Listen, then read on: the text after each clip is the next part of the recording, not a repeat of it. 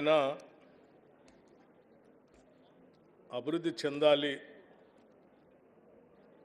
నాగరికతతో ముందుకు పోవాలి అని అంటే తప్పనిసరిగా దానికి కావాల్సింది విద్య. ఆ విద్యను అందించడానికి కావాల్సింది గురువు. గురువు విజ్ఞానంతో పాటు సంస్కారాన్ని కూడా నేర్పి సమాజానికి ఉపయోగపడేటట్టుగా ఆ సమాజాల్లో ఉన్నటువంటి మానవ వనరులను తయారు చేసి సమాజ మనుగడకి, అది కూడా మంచి సమాజ నిర్మాణానికి ఉపయోగపడేటట్టుగా పునాదులు వేసేదే గురువులు. గురువులు ఎంత గొప్పవాళ్ళైతే ఆ సమాజం అంత గొప్పగా ఉంటుంది. గురువులు ఎంత ఉన్నతంగా అభ్యుదయ భావాలతో ఉంటే ఆ సమాజం కూడా వారితో స్ఫూర్తి పొంది ప్రోగ్రెసివ్గా ఎదగటానికి కూడా ఉపయోగపడుతుంది. అదృష్టం కొద్దీ మన రాష్ట్రంలో మనకు అందుబాటులోకి వచ్చిన గురువులందరూ కూడా గొప్పవాళ్ళు, ప్రోగ్రెసివ్ ఆలోచన కలిగినటువంటి వాళ్ళు. అటువంటి గురువులు రాష్ట్ర వ్యాప్తంగా మనకు ఉన్నందుకు ఈ గురు పూజోత్సవ సందర్భంగా రాష్ట్ర ప్రభుత్వం తరఫున చాలా సంతోషపడుతూ ఉన్నాం, గర్విస్తూ ఉన్నాం కూడా. ఎందుకంటే రాష్ట్ర ప్రభుత్వం తరఫు నుంచి ఎప్పుడు ఏ విధానపరమైన నిర్ణయాలు తీసుకున్నా టీచింగ్ విధానంలో కానీ, లేకపోతే ఎడ్యుకేషనల్ ఇన్స్టిట్యూషన్స్ ఏర్పాటు చేసే క్రమంలో కానీ ఎటువంటి విధానపరమైన నిర్ణయాలు తీసుకున్నా మనకి అందుబాటులో ఉన్నటువంటి ఉపాధ్యాయ వ్యవస్థ కానీ లేకపోతే గురువులు కానీ ఎప్పుడు కూడా సహకరించారే తప్ప దానికి ఎప్పుడు అడ్డు చెప్పడం కానీ, అటువంటి కార్యకలాపాలు చేయొద్దని చెప్పడం కానీ జరగలేదు రాష్ట్ర చరిత్రలో. ఉదాహరణకి బహుశా నేను అనుకుంటూ ఉన్నాను, 2007 సంవత్సరం ప్రాంతంలో ఆనాడు ఉమ్మడి రాష్ట్రంలో విద్యా బోధన విషయంలో తెలుగు భాష నుంచి ఆంగ్ల భాషలో కూడా చెప్పాలని రాష్ట్ర ప్రభుత్వం నిర్ణయం తీసుకున్నప్పుడు చాలామంది వ్యతిరేకించడానికి ప్రయత్నం చేసినప్పటికి కూడా పెద్ద ఎత్తున ఈ రాష్ట్రంలో ఉన్నటువంటి గురువులంతా కూడా ఇది అవసరమే అని చెప్పి దాన్ని ప్రోత్సహించి ప్రభుత్వ పాఠశాలలో కూడా ఈరోజు ఆంగ్ల భాషలో విద్యా బోధన చెప్పి గ్రామీణ ప్రాంతాల్లో ఉన్నటువంటి పిల్లలు ఈరోజు ప్రపంచంతో భాషలో ఏమాత్రం వెనకబడకుండా పోటీ పడే స్థాయికి వస్తామన్నారంటే అది తప్పనిసరిగా మీ అందరి అభిమానం, ఆలోచన, గొప్ప మనసుకి తార్కాణం అని నేను భావిస్తూ ఉన్నాను. అట్లాగే కాంగ్రెస్ ప్రభుత్వాలు ఎప్పుడు కూడా విద్యకి అత్యంత ప్రాధాన్యం ఇవ్వటమే కాకుండా గురువులకు కూడా అంతే ప్రాధాన్యత ఇచ్చుకుంటూ వచ్చింది. ఎప్పుడు ఏ విధానపరమైన నిర్ణయాలు చేయాలన్నా కూడా సంఘాలతో మాట్లాడటం, సాధ్యమైనంత మేరకు గురువుల ఆలోచనల పరిగణలో తీసుకునే విధానపరమైన నిర్ణయాలు తీసుకుంటూ వస్తూ వచ్చాం. అందుకోసం ఇప్పుడు ఈ ప్రభుత్వం ఏర్పడిన వెంటనే రేవంత్ రెడ్డి గారు ముఖ్యమంత్రిగా ఉన్నటువంటి ఇందిరమ రాజ్యం కాంగ్రెస్ ప్రభుత్వం ముందుగా ఆలోచన చేసింది కూడా గురువుల గురించే. అందుకే ఆలోచన చేసి అనాదిగా ఒక దశాబ్ద కాలం అనుకుంటా బహుశా ప్రమోషన్స్ లేకుండా ఉన్నటువంటి ఉపాధ్యాయులకి దాదాపు 30,000 మందికి ప్రమోషన్స్ ఇచ్చింది కూడా ఈ ప్రభుత్వమే. అట్లాగే ట్రాన్స్ఫర్స్ లేకుండా ఇబ్బంది పడుతున్నటువంటి టీచర్స్కి దాదాపు ఒక 45,000 మంది టీచర్స్కి ట్రాన్స్ఫర్స్ చేసింది కూడా ఈ ప్రభుత్వమే. అంతేకాదు ఈ విద్యా వ్యవస్థను ఇంకా ముందుకు తీసుకొని పోవాలన్నటువంటి ఆలోచనతో, గురువుల సంఖ్య తగ్గిపోతే ఇబ్బంది అనేటువంటి ఆలోచనతో గురువుల రిక్రూట్మెంట్ కోసం డిఎస్సిని ఏర్పాటు చేసి ఒక దశాబ్ద కాలం రాష్ట్రం ఏర్పడిన తర్వాత ఒక దశాబ్ద కాలం డిఎస్సి జరగకపోతే ఈ ప్రభుత్వం రాగానే డిఎస్సి ఏర్పాటు చేసి దాదాపు 11,062 మంది టీచర్స్ కోసం డిఎస్సిని ప్రకటించి పరీక్షలు నిర్వహించి ఇంకొక వారం రోజుల్లో రిజల్ట్స్ కూడా వచ్చేటువంటి ప్రక్రియకి ఈ ప్రభుత్వం తావచ్చింది. ఇంకొక 6,000 పైబడి డిఎస్సి సంబంధించి చేయటానికి భవిష్యత్తులో కూడా ప్రణాళిక సిద్ధం చేసుకొని ముందుకు పోతా ఉన్నాం. అంతేకాదు మన సమాజం ఇంకా ముందుకు పోవాలంటే ప్రపంచంతో పోటీ పడేటట్టుగా విద్యా విధానంలో మార్పు రావాలి.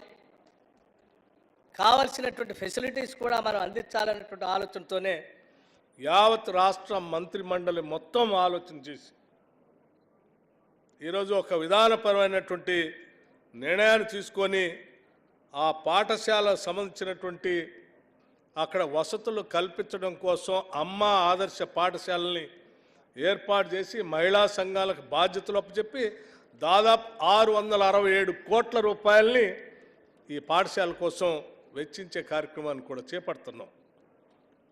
అట్లాగే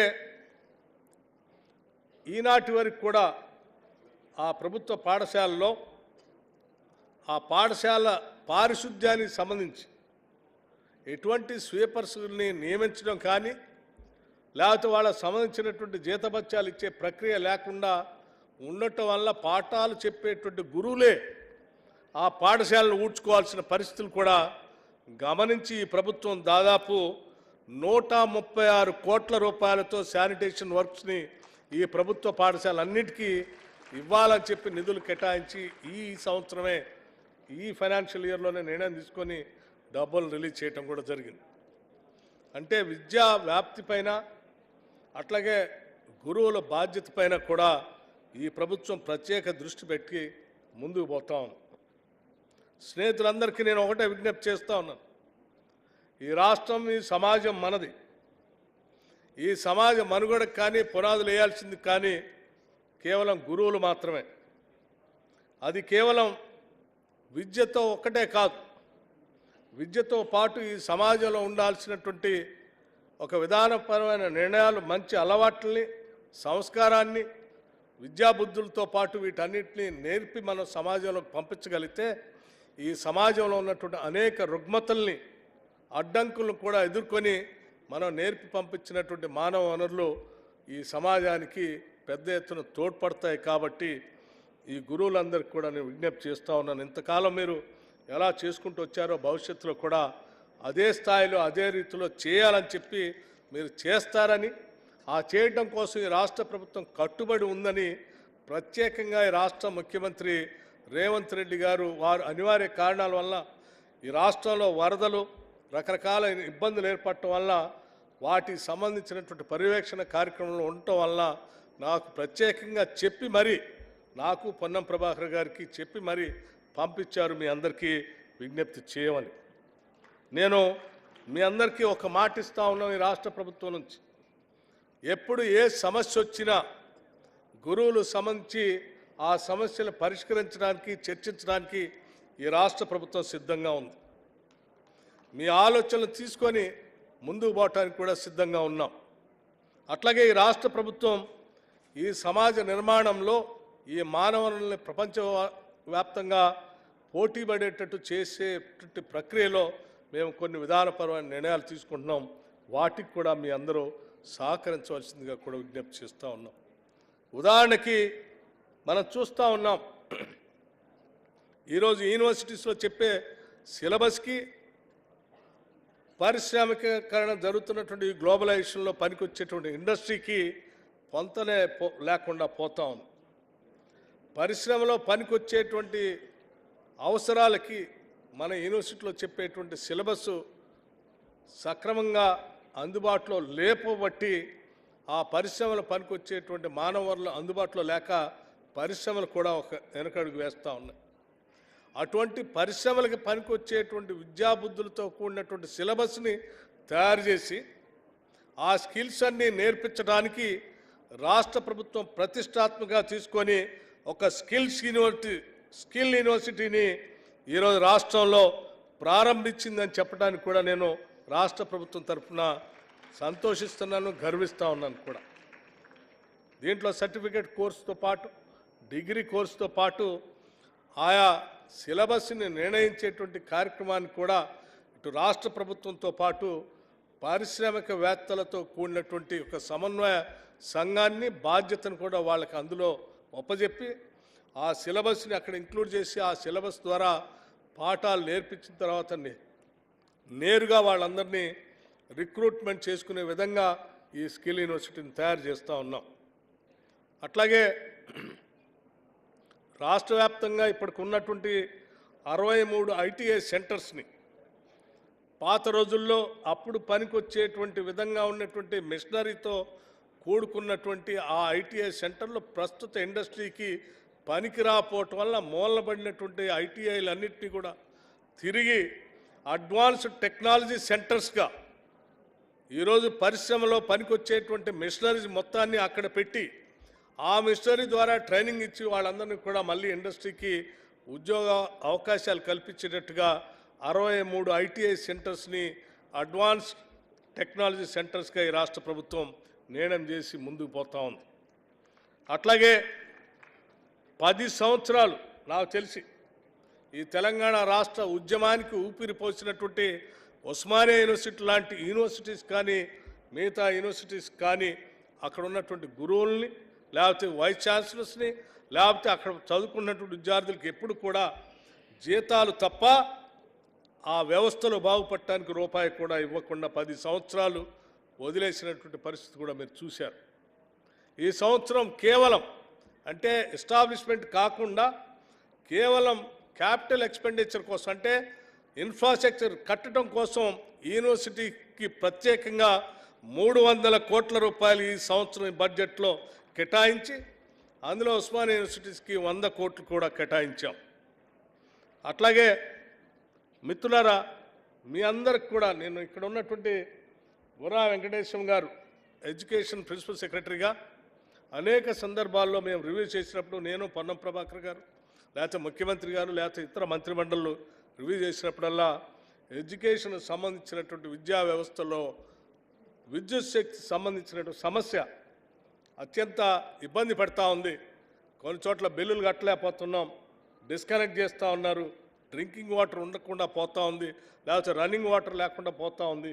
దీనికి సంబంధించి రాష్ట్ర ప్రభుత్వం నుంచి ఒక విధానపరమైన నిర్ణయం తీసుకోవాలన్నప్పుడు ఈ మంత్రిమండలి అందరూ కూర్చొని ఆలోచన చేసింది.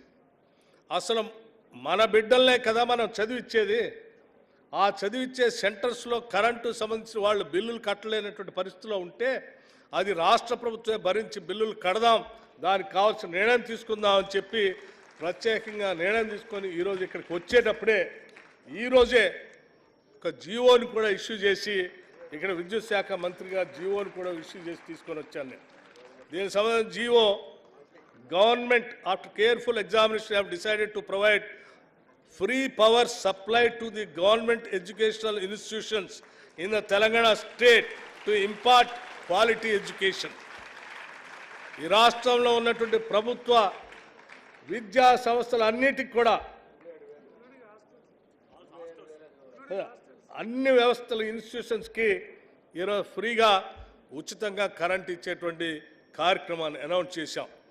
వీటికి సంబంధించి దాదాపు 27,862 ఇన్స్టిట్యూషన్స్ ఈ రాష్ట్రంలో స్కూల్ ఎడ్యుకేషన్ నుంచి ఇంటర్మీడియట్ ఎడ్యుకేషన్ నుంచి మొదలు పెడితే అప్ టు రెసిడెన్షియల్ స్కూల్స్ వరకు అన్నిటిని కలుపుకుంటే 27,862 ఇన్స్టిట్యూషన్స్కి ఈరోజు ఉచితంగా కరెంట్ ఇచ్చేటువంటి కార్యక్రమాన్ని జియో ఇష్యూ చేసి ఈరోజు రాష్ట్ర ప్రభుత్వం కాంగ్రెస్ ప్రభుత్వం నిర్ణయం చేసి వచ్చిందని కూడా మీ అందరికీ నేను సవినయంగా మనవి చేస్తూ, మిత్రులు గురువులు ఇక్కడ ఉన్నటువంటి పెద్దలు కేశవరావు గారు ఒకప్పుడు టీచరే, వారు పెద్ద గురువు, మా అందరికి గురువే. అట్లాగే ప్రొఫెసర్ కోదండరామ్ గారు, నేను స్టూడెంట్గా ఉన్నప్పుడు నిజాం కాలేజీలో వారు నాకు లెక్చరర్ కూడా. అట్లాగే చాలామంది గురువులు చాలామంది ఉన్నారు, శాసన మండలి సభ్యులు కూడా. వారికి మీకు మీ అందరికి కూడా రాష్ట్ర ప్రభుత్వం తరఫు నుంచి నా హృదయపూర్వకమైనటువంటి గురు పూజోత్సవ మీ అందరికీ అభినందనలు తెలియజేస్తూ, ధన్యవాదాలు కూడా తెలియజేస్తూ, భవిష్యత్తులో మీ పాత్ర ఈ రాష్ట్ర నిర్మాణానికి పెద్ద ఎత్తున, అది కూడా ప్రోగ్రెసివ్ స్టేట్గా ఈ రాష్ట్ర నిర్మాణానికి పెద్ద ఎత్తున ఉపయోగపడాలని చెప్పి నేను మనస్ఫూర్తిగా కోరుకుంటూ సెలవు తీసుకుంటున్నాను. జై హింద్. నమస్కారం.